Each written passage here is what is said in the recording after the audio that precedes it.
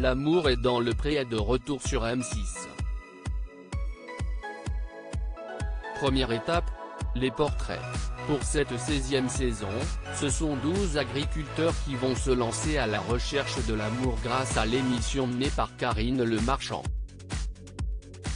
Ce lundi 1er février à 21h05, la chaîne diffusera donc de courtes vidéos qui permettront à chacun des candidats de se présenter, de dévoiler un extrait de leur quotidien, de parler de leur activité mais aussi de leur histoire et de leur parcours sentimental.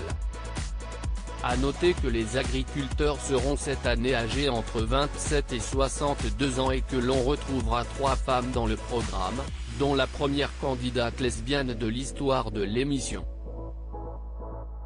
Au terme de cette soirée de présentation, les téléspectateurs sont invités, s'ils sont tombés sous le charme d'un des agriculteurs, à lui envoyer une lettre pour espérer peut-être le rencontrer par la suite.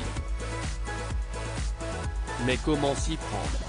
La démarche est simple, il vous suffit simplement d'adresser un courrier à l'adresse suivante, L'amour est dans le pré, PSA 21 234, 75 070 Paris CEDEX 02 ou un mail en vous connectant à la page de L'amour est dans le pré sur le site Sisplay.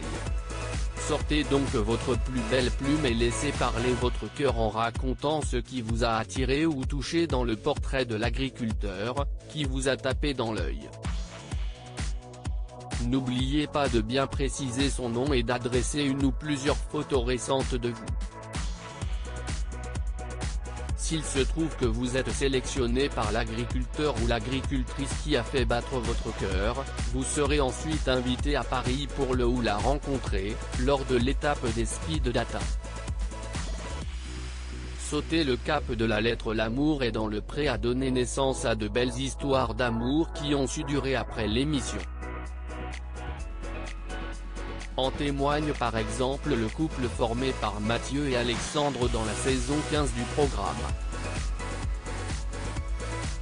S'il faut réussir à trouver le courage et la motivation d'écrire sa lettre, le jeu en vaut la chandelle comme l'avaient confié des prétendantes de la précédente saison de l'émission aux Parisiens en octobre dernier. Elles ont notamment raconté avoir été directement séduites derrière leur télévision ou tout simplement curieuses de découvrir davantage sur certains candidats avec qui elles semblaient partager des points communs. Je n'écrivais pas à une émission mais à Jérôme.